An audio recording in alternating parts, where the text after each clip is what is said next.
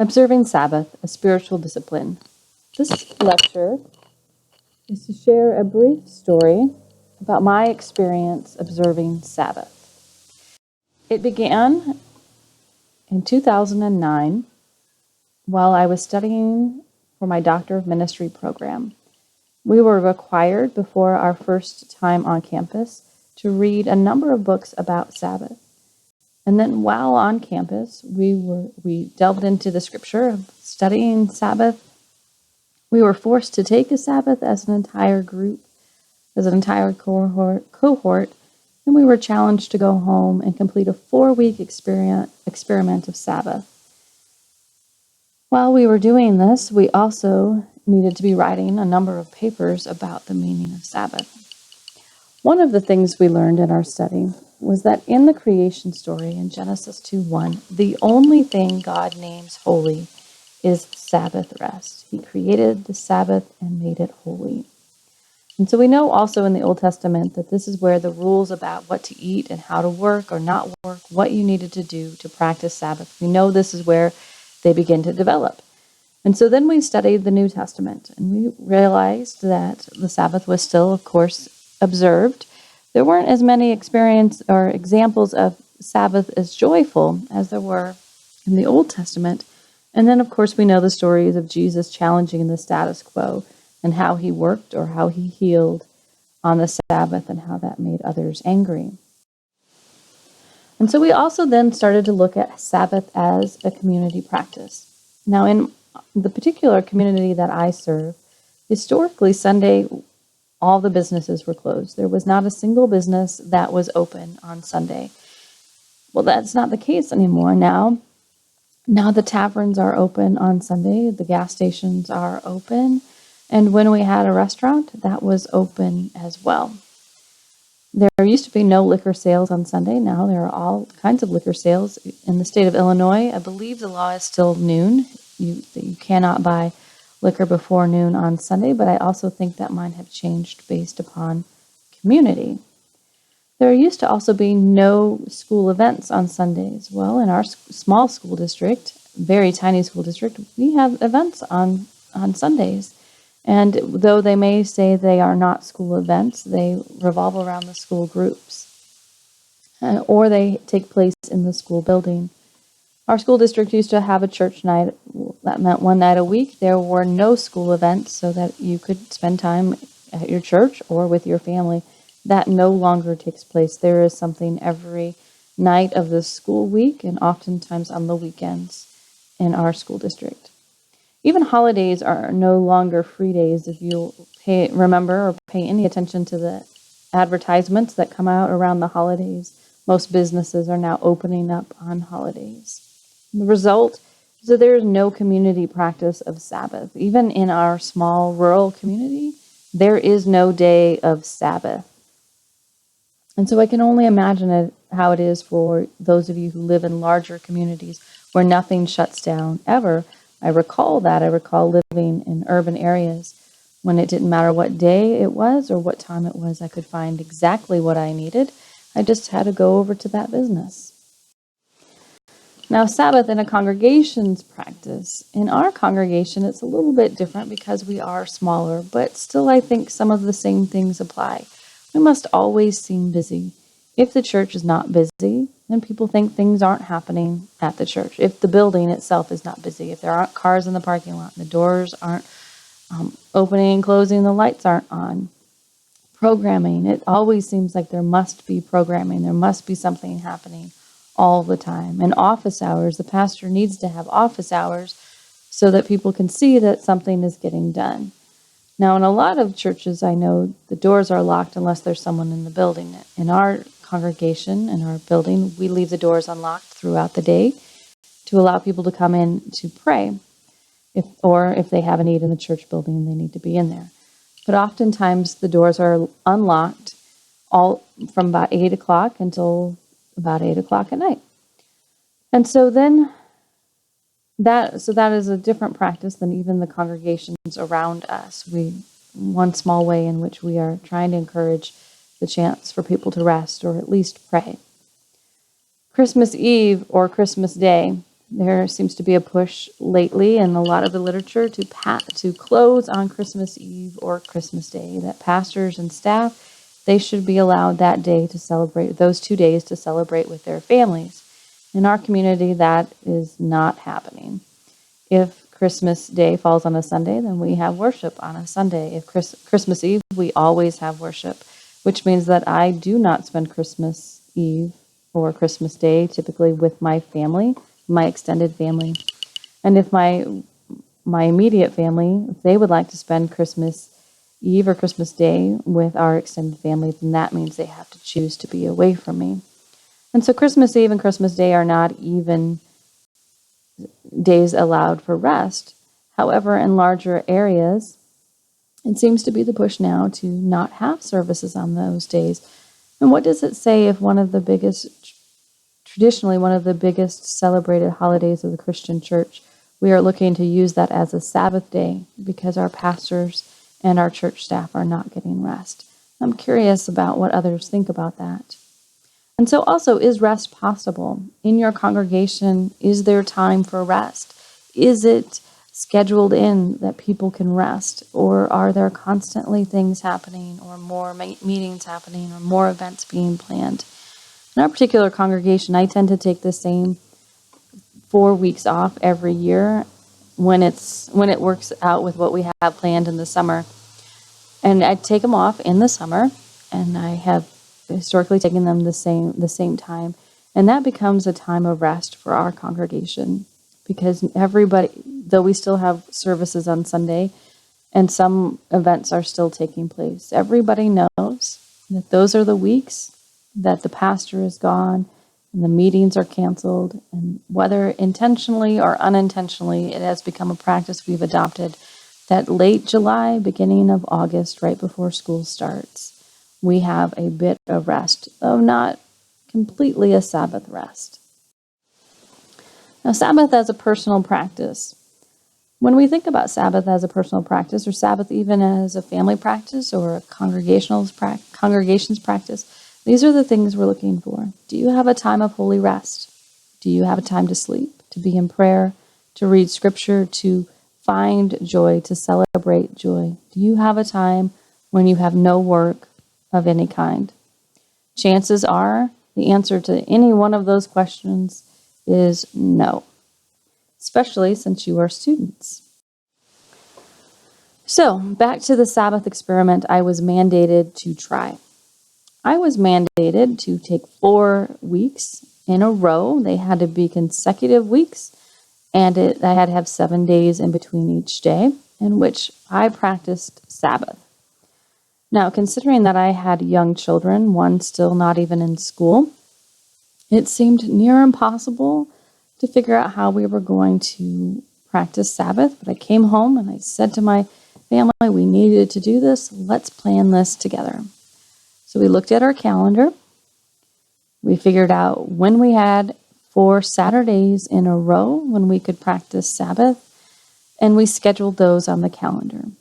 So what we planned that we would have dinner together every Friday night, and then after dinner we would set the table with the fancy tablecloth and the fancy dishes and get things ready for breakfast in the morning, so that when we got up on Saturday morning we could have breakfast together, the 4 of us, and it would be a special occasion because we had the fancy tablecloth and dishes out. We made a rule that there would be no electronics, so no computer, no movies, no television on those Saturdays, and that we would not plan activities. Maybe we would go do something together as a family, but we would not plan activities with friends. And we picked 4 Sundays when it was least likely to have anything from the community or the church. And we also planned to take walks, have naps, talk to each other, and just to rest. So what happened? Well, week number 1 was pretty amazing. We had a great time. We were all really excited about it. So we did everything that we had said we were going to do. We went to bed early, and we felt rested. We got up in the morning to go to worship, and everybody was just in a great mood. And then week 2 happened.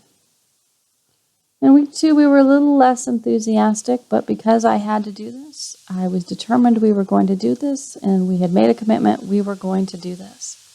And so that week 2 came, and by the end of the day, that Saturday, we were fighting. As we observed Saturday from Friday evening to Saturday evening. So Friday dinner time to Saturday after dinner. And so by the time Saturday of the second week happened, we were starting to nitpick at each other. By the time week 3 came, none of us were excited to practice this. All of us were exhausted. There were so many things that we had to do that we had to put on hold, that by the time we got to the end of Saturday for week 3, I don't think any of us were talking to each other. By week 4, we did not even observe Sabbath. I mentioned it, and it was met with such animosity that I just let it go and decided, well, heck, that would work for a paper. I could talk about how we couldn't do it. And so what really happened is we did have dinner together on Friday nights because we had to. We had breakfast together those first 2 weeks, but by the third week we didn't. It became harder and harder to go without electronics as deadlines started to loom, things that didn't get done during the week but needed to be done by Sunday morning. It was not possible to not have planned activities on Saturday, not without completely getting rid of our responsibilities. And what I found was that like I said, we were barely speaking to each other by the end of the experiment. Now, what we learned from this was that when we focused on Sabbath, when we put our focus on not on achieving some goal, but on spending time together and resting and being thankful for what we had been given, we did much better. What we learned after this experiment is that Sabbath rest became something that was near impossible for our family given the stage of life we were in. As much as I want to say that it was possible for us to set aside a day a week that we could all observe the Sabbath together for 24 hours, it was not possible, is not possible at this point in our family's life. Shortly after this experiment started, within a year or two, my husband went back to school, which meant that on weekends he was busy doing that, and during the week he was working. Now we have a child going into high school, and even in the summer we have to say no to things that are required of her based upon the small number of groups that she is in. We have already had to tell her teachers no, or her coaches no, she cannot do that. She needs a break. We need a break. And so what we found was that the world that we live in really is not helpful for creating a Sabbath rest. And so our family struggled with this.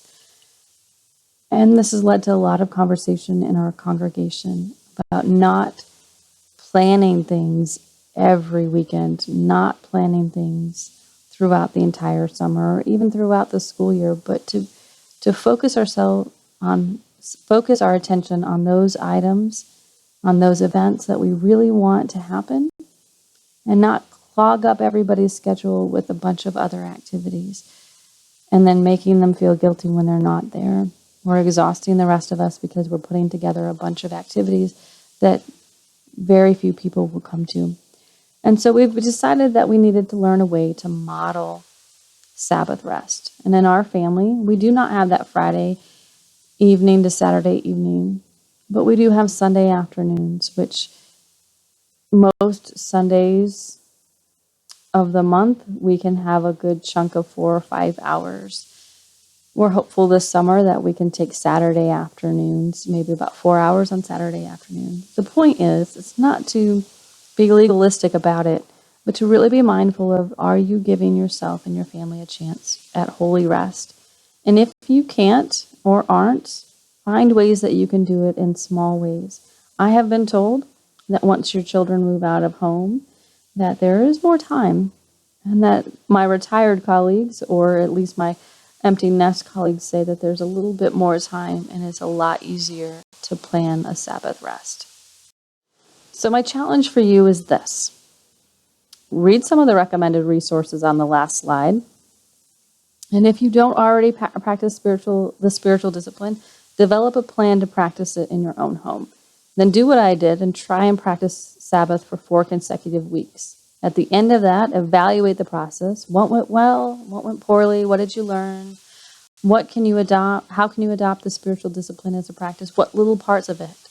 For instance, my family, we know we can't do 24 hours in a row at this point in our lives. But we can do 4 hours here and 4 hours there, or an afternoon here or an afternoon there. Or we take a week in the summer that is not exactly Sabbath the whole entire week, because we do use electronics and do watch movies, but it's dedicated time, and we try to spend that time together, but also spend that time reading the scripture and praying together and reconnecting.